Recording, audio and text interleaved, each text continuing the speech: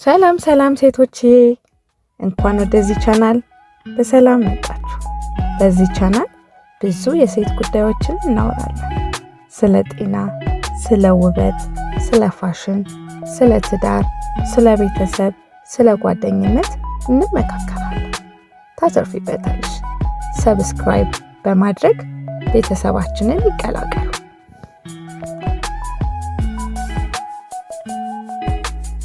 በዛሬው ቪዲዮ ትዳር ስትጀምሪ ፈጽመሽ ማድረግ የሌሉብሽን ማንም ያልነገረሽን 5 ነገሮች እነግርሻለሁ። እስከ መጨረሻው ድረስ ተከታተይ። እንደሚታወቀው በአሁኑ ወቅት ለትዳር ያለን አመለካከትና ግንዛቤ በተለያዩ ነገሮች ተጽዕኖ ስር ወድቋል።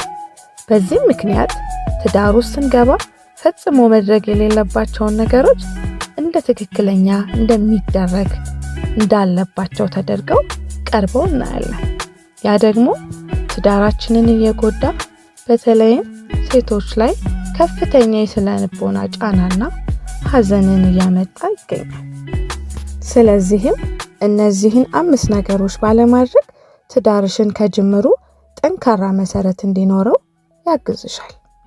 አንደኛ፣ ትዳር አልጋ ባልጋ ነው ብለሽ አታስቢ።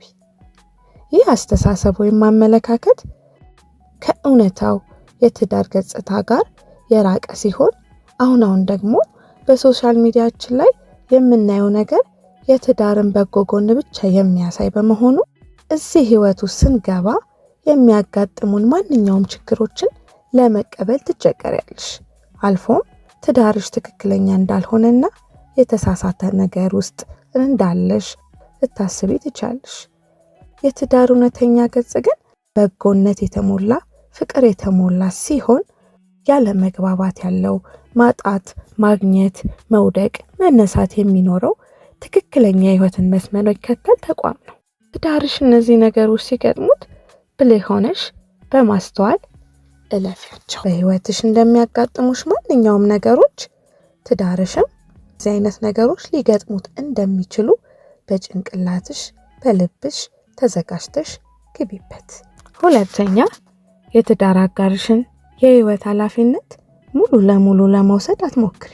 እናቶቻችን ወንድና ምጣድ እንዳሟሹት ነው ይላሉ። ብዙ ሴቶች ይህንን ስህተት በደጋጋሚ የምንሰራ ሲሆን ከሆነ በኋላ ለማስተካከል በጣም ከባድና አንዳንዴም የማይቀና ይሆናል።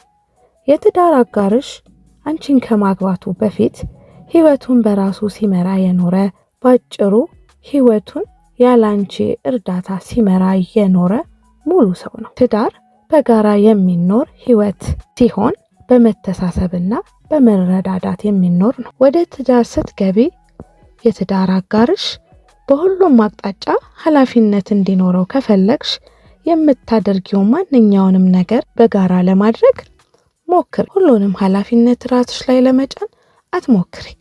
እንዲያግዝሽ፣ እንዲያበረታታሽ፣ ከጎንሽ እንዲሆን እድልን ስጩ። ቤታችሁ ውስጥ የሚፈጠረውን ሁሉንም ነገር አንቺ ለማድረግ አትሞክሪ። ትዳር ስትጀምሪ ቀላል ሊሆን ይችላል፣ የማይከብድሽ ነገር ሊሆን ይችላል። ትክክል ነሽ፣ በጣም ቀላል ሊሆን ይችላል። ነገር ግን ህይወት አሁን እንዳለችው አይቀጥልም። የትዳር ህይወታችሁ ላይ ኃላፊነቶች፣ ልጆች ይመጣሉ። ሌላ እናንተን የሚፈልጉ ብዙ ነገሮች ይጨመራሉ። በዛ ጊዜ አሁን ያላሳደጋችሁትን መረዳዳትና መተሳሰብ በኋላ ለማምጣት በጣም ይከብዳል። ወይንም የትዳር አጋርሽ አንቺን ለማገዝ ይቸገራል። ይህ ደግሞ መጀመሪያ በለመደው ኃላፊነቶችን በሙሉ አንቺ ስትወጪ የኖርሽው ስለሆነ እንደገና እዛ ውስጥ ገብቶ አንቺን ለማገዝ ወይንም ለመረዳት ይቸገራል። እናቶቻችን እንዳሉት ወንድና ምጣድ እንዳሟሹት ነው እንደሚሉት ባለቤትሽ ወይንም የትዳር አጋርሽ አብሮሽ እንዲቆም አብሮሽ እንዲሆን በሚኖርሽ የህይወት መስመር ላይ እገዛው ወይንም እርዳታውን ሁሌ ጊዜም ጠይቂ። አብራችሁ የምታደርጉት ነገር ይኖር። የእሱን ኃላፊነቶች በሙሉ ለማድረግ ወይንም እሱን ለማስደሰት ብለሽ ሁሉንም ነገር አትውሰጂ። ለባለቤትሽ ክብር፣ ፍቅር፣ እንክብካቤ ይኖርሽ። ለቤቱ ለሚስቱ መሆንን እንዲያውቅ አንቺ ነሽ የምታስተምሪው።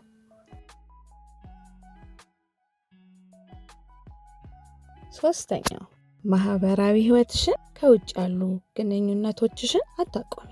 ትዳር ውስጥ ስትገቢ ማህበራዊ ህይወትሽ ደግሞ መቀጠል ያለበት ለትዳርሽም አስፈላጊ የሆነ ነገር መሆኑን አትርሽ። የትዳር አጋርሽ በማይመቸው ከጎንሽ ሊሆን በማይችልባቸው ባሉት ቀናቶች ላይ ብቸኝነት፣ መከፋት፣ ማማረር እና በትዳር አጋርሽ መበሳጨት ይመጣል። ሁሉንም ነገር በትክክለኛው መንገድ ለማስኬድ ሞክሪ። ጓደኞችሽን፣ ማህበራዊ ህይወትሽን ትዳር ስትይዢ በፍጹም እንዳታቋርጪ። ትዳርሽ የመጀመሪያ ይሆናል። ሌላው ማህበራዊ ህይወትሽ ግን ፈጽሞ መቋረጥ የለበትም።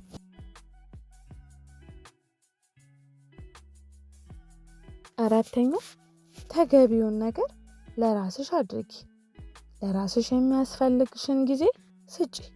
ለራስሽ የሚያስፈልጉሽን ማንኛውም ነገሮች አድርጊ።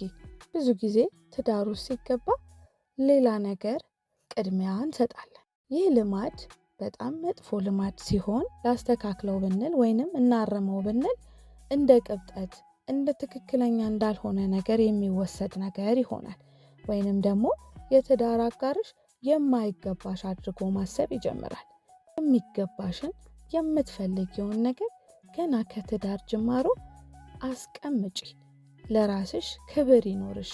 ለራስሽ ቅድሚያ ስጪ። ራስሽን ካላከበርሽ የትዳር አጋሬ ያከብረኛል ብለሽ አታስቢ። ራስሽን አክብሪ፣ የትዳር አጋርሽንም አክብሪ። የሚያስፈልግሽን ነገር ያስፈልገኛል በይ። ይሄኛውን ከጅምሩ ማድረግ የሚኖርብሽ ነገር ነው። አምስተኛ ራስሽ ላይ መስራትን አታቆሚ። ብዙ ጊዜ ትዳር ውስጥ ስንገባ የምንሰራው ስህተት ቢኖር ራስ ላይ መስራት ማቆም ነው።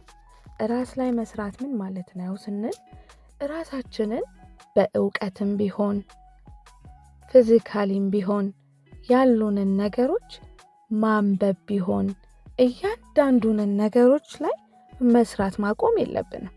ለምሳሌ ድሮ የትዳር አጋርሽን ሳታገቢው በፊት ተዘጋጅተሽ ጥሩ ሆነሽ እንደምታገኘው ትዳር ውስጥም ስትገቢ ያንን ለማስቀጠል ሞክሪ። ራስሽ ላይ ሁሌ ስሪ። ራስሽን መንከባከብ አታቆሚ። የሚጠቅምሽን ነገር ለማድረግ ወደ ኋላ አትበይ። አመጋገብሽን አስተካኪ። ተማሪ፣ አንብቢ። ራስሽን ለመለወጥ፣ ራስሽን ለማሳደግ፣ ራስሽን ባለሽበት ቦታ ቆመሽ እንዳትቀሪ ሁልጊዜም ጥረት አድርጊ። ትዳርሽ ስለያሽ ነገሮችሽን ሁሉ ማቆም የለብሽም። ሁልጊዜም ባልሽ የሚኮራብሽ ደስ የሚሰኝብሽ ሚስት መሆን አይደል የምትፈልጊው? ራስሽ ላይ መስራት ፈጽሞ አታቁሚ። የምትፈለግ የምትወደድ ሁልጊዜ ክብር ያላት ሴት ለመሆን ራስሽ ላይ መስራትን አታቁሚ። እህቴ እነዚህን 5 ነገሮች በማድረግ ህይወትሽን ቆንጆ፣ ደስተኛ፣ ትዳርሽን መሰረቱ የጸና እንዲሆን እነዚህን በጎ ነገሮች ለማድረግ ራስሽን አዘጋጂ። ሁልጊዜም እንደምለው ትዳር አዘጋጂ። ትዳር ሁልጊዜ የእኛን ስራ፣ የእኛን ጥንካሬ፣ የእኛን ባላንስ የሆነ ነገር የሚፈልግ ስለሆነ እነዚህን ነገሮች ባለማድረግ ትዳርሽን ቆንጆና መተሳሰብ የሞላበት አድርጊ። በማስተዋል ሁልጊዜም ትዳርሽን መሪ። እንደሚጠቅምሽ አልጠራጠርም እህቴ። መልካም ቀን። በሌላ ቪዲዮ እንገናኝ።